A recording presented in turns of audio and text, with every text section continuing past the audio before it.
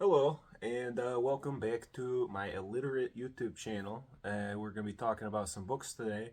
You can maybe guess by why I'm dressed, if you got an idea. So, my idea for a video today, it's a very interesting way to kick things off.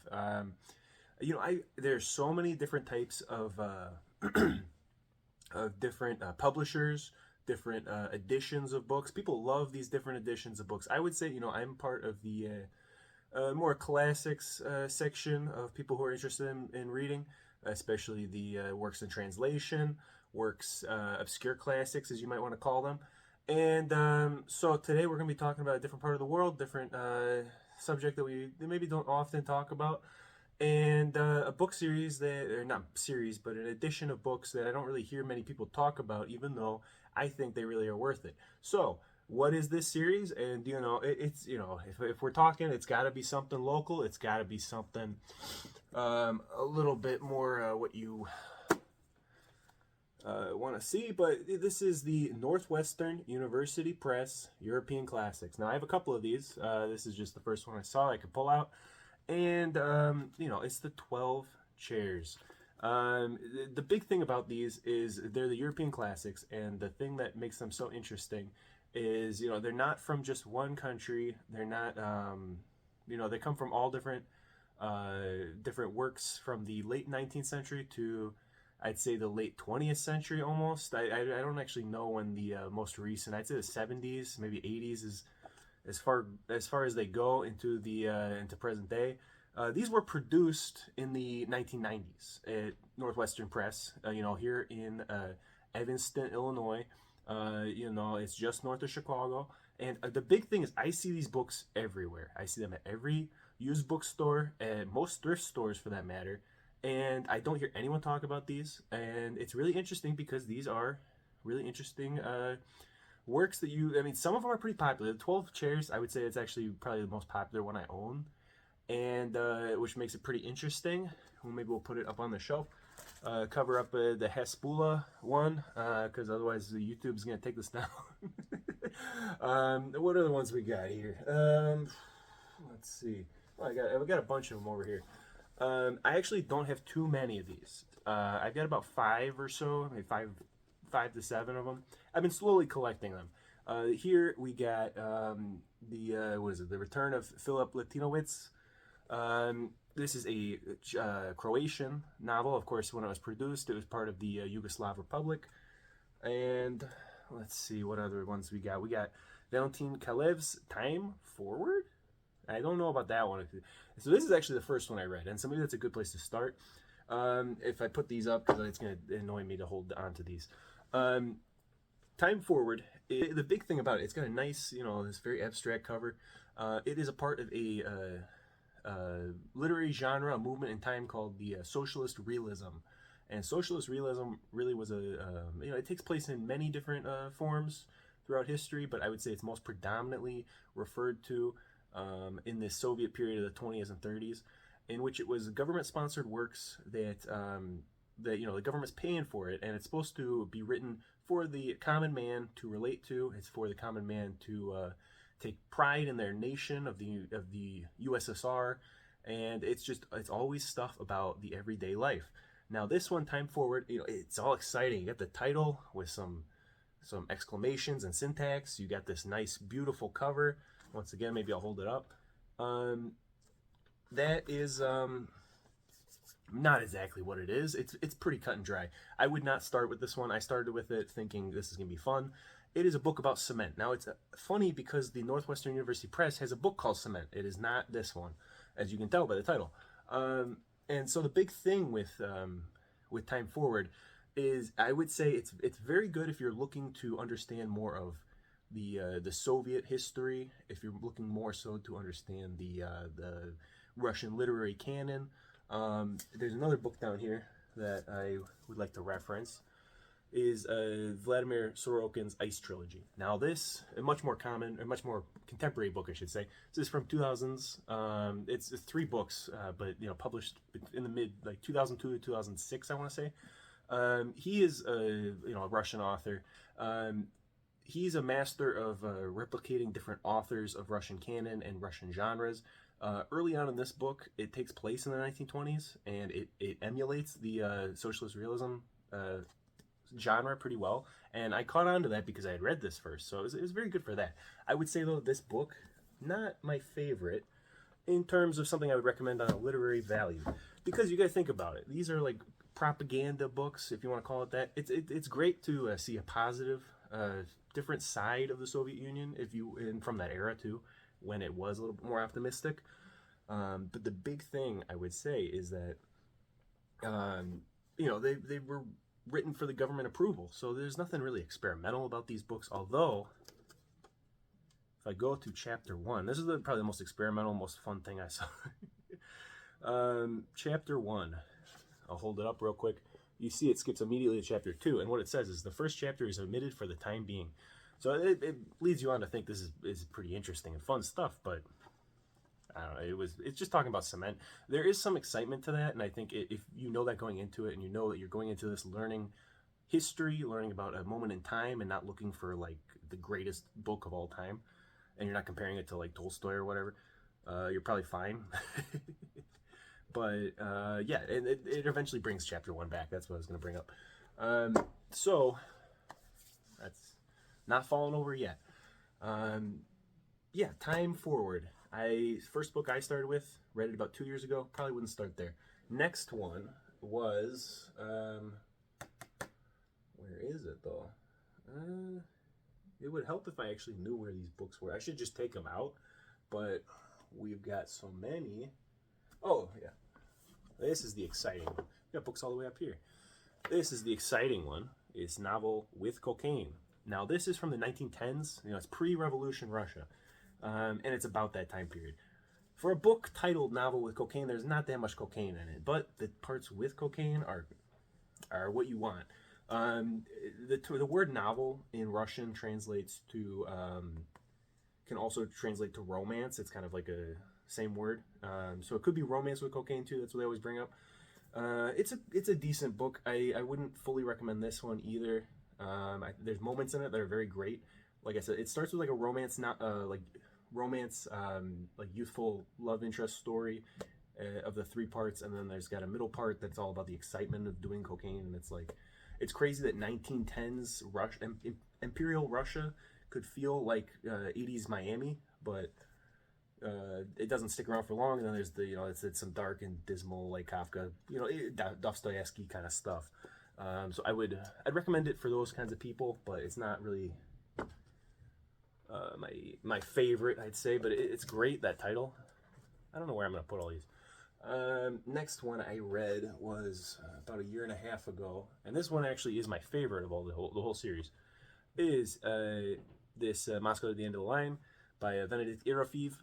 And this is about a guy who, it starts on that first page, he's talking about he's drinking vodka, he's drinking some Zabroka, which is a Polish vodka, which, maybe that's a little political too. I don't know. It's the only thing you can get in Chicago now. Let's see. I don't remember exactly. I need to read this again. Like I said, it's my favorite.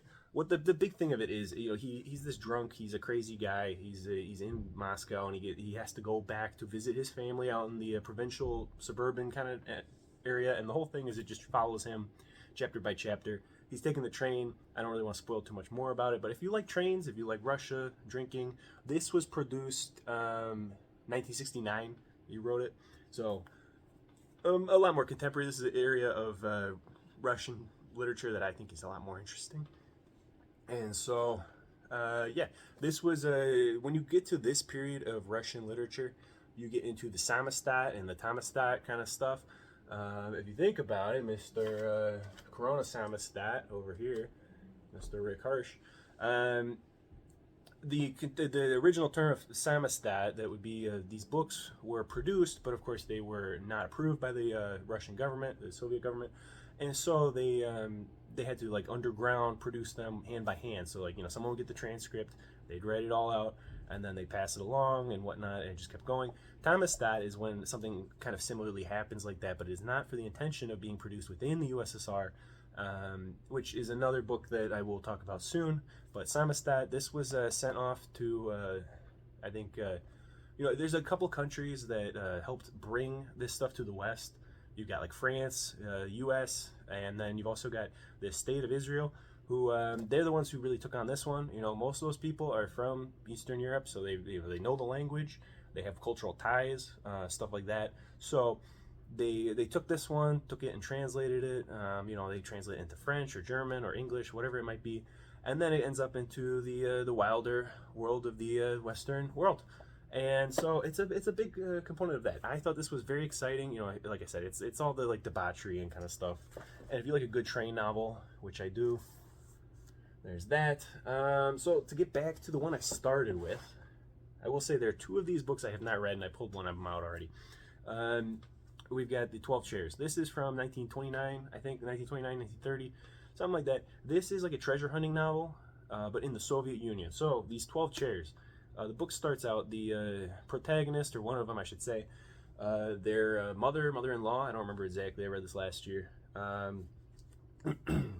they are on their deathbed, and they reveal that the family treasure, now there's not really many family treasures in the Soviet Union, a lot of that stuff gets taken away in the revolution, so in order to hide that, they hid it in the family chairs.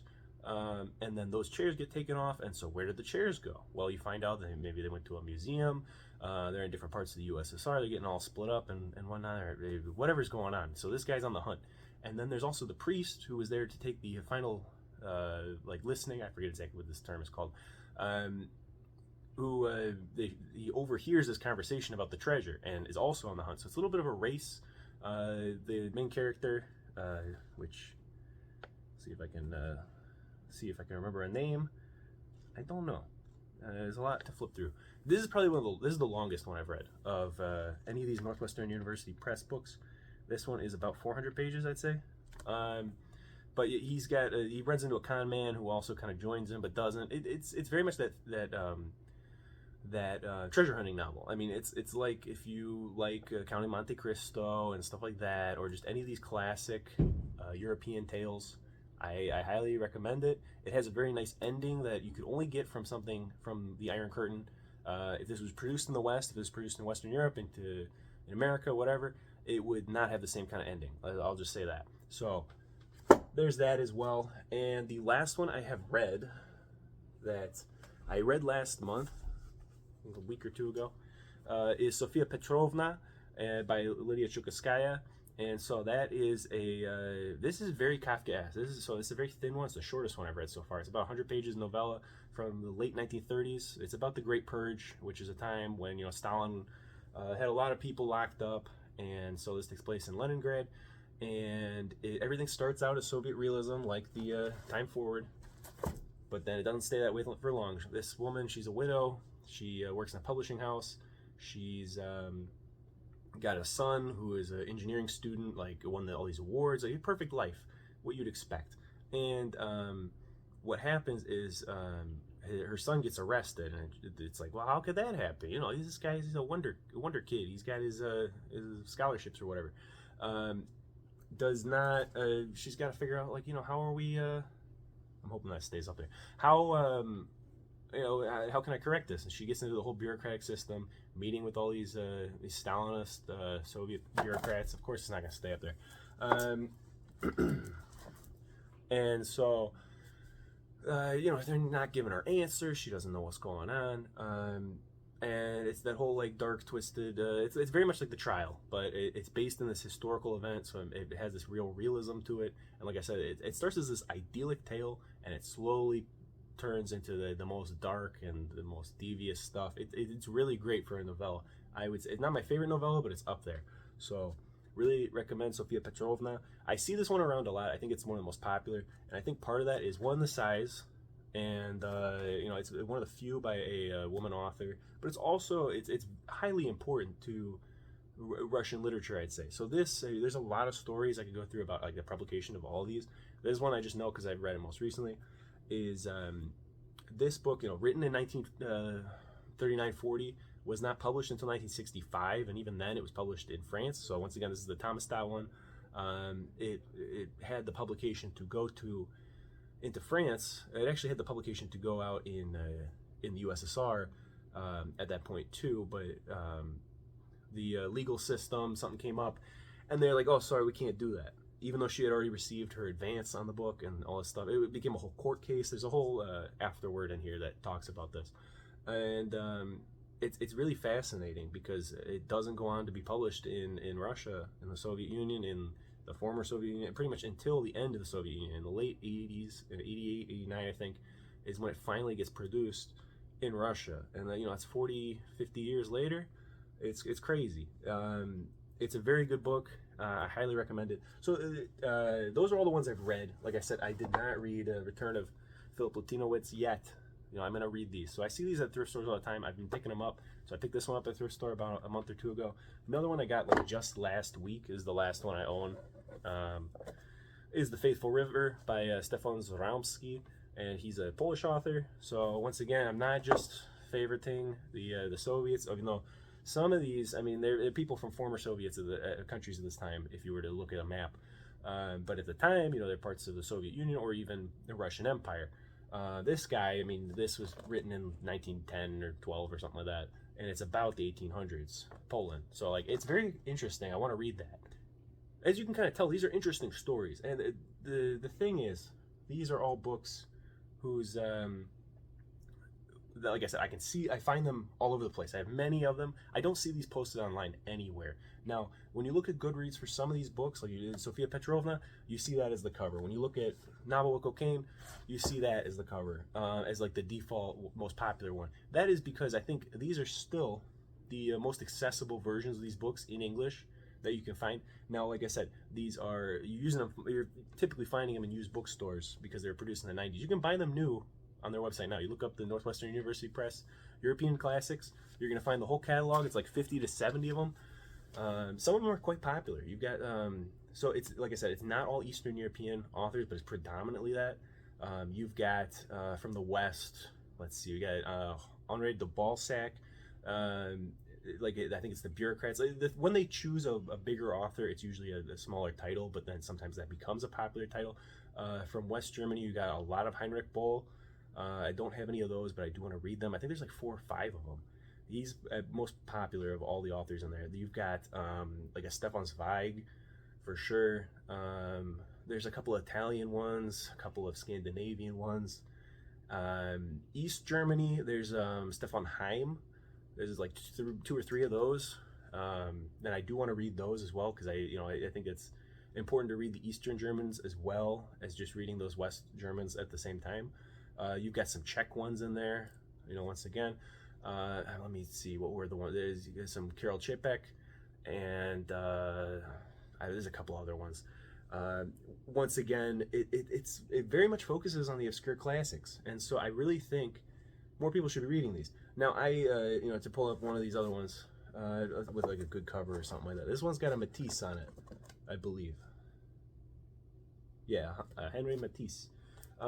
Which is interesting because that's not a Yugoslav or Croatian kind of guy. I think these are very visually appealing. You've probably been watching as I pull them out and whatever. I love the visual style of these. I love the color aspect. They are very uniform. If I stack them all together and you look at the spines, I don't really organize my books like that, but if you look at them, I mean, there's some nice spines right there. The covers too, like I said, they come with the paintings. They might be reminding you of another kind of book, another kind of publisher who I pulled out one earlier, and now I'm wondering which one to pull out. How about this one? The good old NYRBs. This is Nightmare Alley, very different kind of book. But you see, it's got like nice visuals. The colors are always different. Graphics are good. It's always got like a famous. I'm trying to find like a non-glare, not necessarily famous, but a historical of the era picture for the cover. I think they took a lot of inspiration from the Northwestern University Press, and beyond that, these are very academic books. These are used in academia. They're you think about it. There's the knocking all this shit down. I should not film like this. This is what happens when I film my phone with the gritty laptop.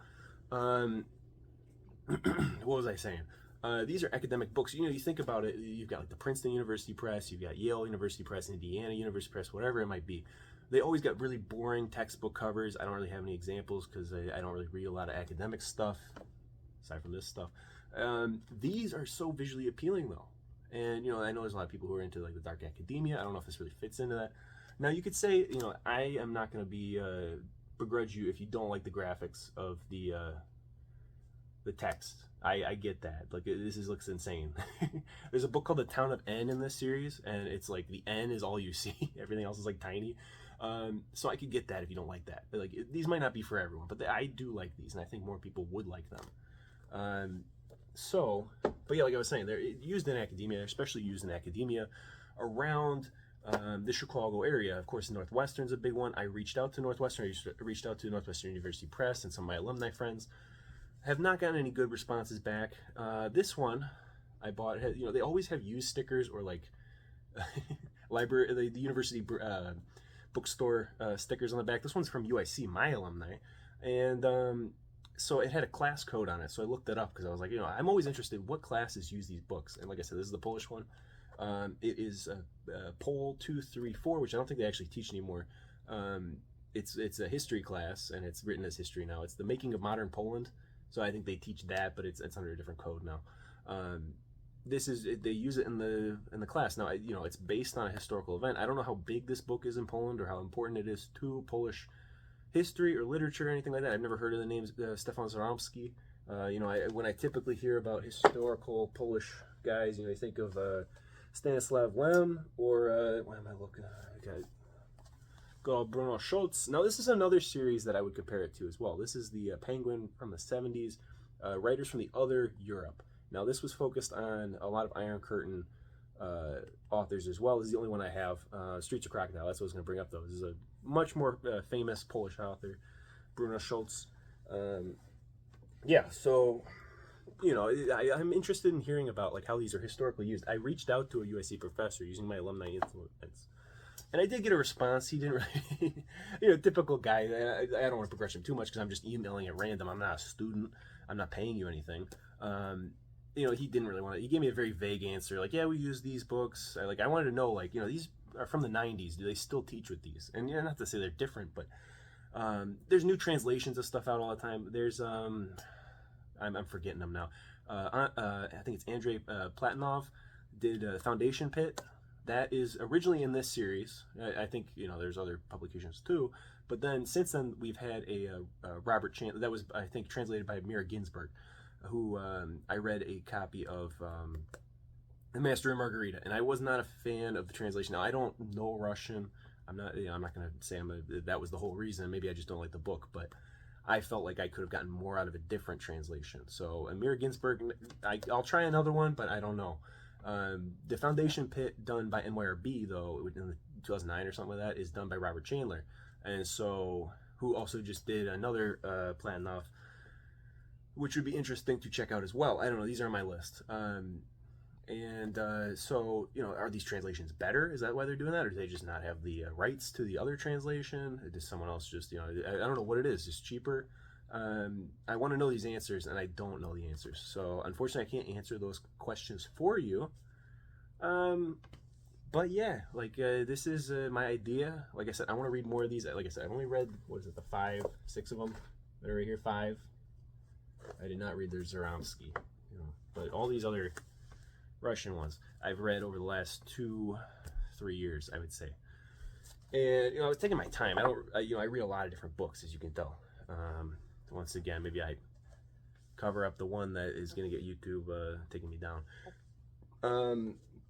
These two are on the next docket. I'm trying to think of what other ones I like. There's, like I said, the Stefan Heim ones I want to read because I want to read some more of that era. I'm working my way through a lot of German authors right now, and, you know, if I want to read through some East German authors, read some Stefan Heim, or if I want to read the Heinrich Böll.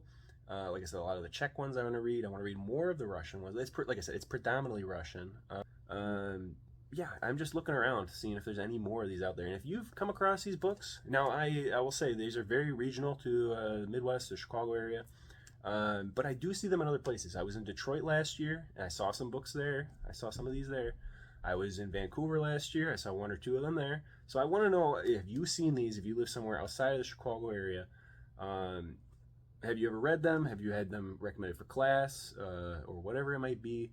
I think that's an interesting question. I'd like to know. I don't know if they're really that international outside of the North America, but it could be. It's fascinating. It took a lot because, like I said, a lot of these are Soviet era, or at least Iron Curtain era. Let's just say that because once again, we're talking about multiple countries here. The Cold War era and prior, because I don't know what I'm referring to. I did not study any of this. I'm just a guy in a track jacket. Really, yeah. I don't know what else to say. I'm gonna read more of these. I'll follow up with that. But for the time being, like I said, if you're into obscure classics, into works of translation, into especially Eastern European literature, you should hopefully be already aware of these. But it doesn't seem like many people are, and maybe I'm just living in a very privileged world to be able to find these at a thrift store. Like I said, especially when I'm going to thrift stores near Northwestern University, so it kind of makes sense. Yeah, I'm looking at what other books or what other subjects I'm going to talk about. If you got any ideas of things you want to see what the scary book behind, what is that? Ooh. You want to learn more about that?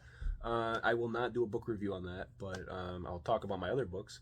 I would like to, try to cover a lot of the, it's illiterate. That's what I changed the YouTube channel to, and I think it's kind of funny.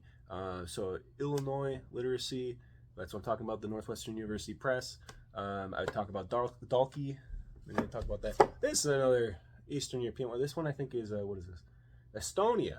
And it's I don't know when this was published.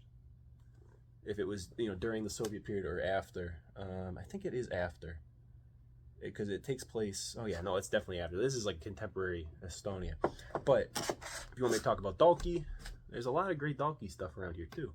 It was originally based in Bloomington, Illinois, down in central Illinois. And, I could talk about so many other things. I think another thing I want to talk about is books based in Chicago. There's plenty of those. And I have not read quite too many, but, that's how it goes. If you want to see what the full book selection is, it's not actually everything I have, but it's a good selection of it. So, yeah, let me know what you're thinking. I really appreciate everyone who checked out my books, or my favorite books of the year. I was not expecting that many people to look at it, even though it's not that many. But I was expecting like a handful of my friends to look at this, and other people have, and people have commented, and they really liked it. So if you like this, I'm hoping to do some more. So thanks again.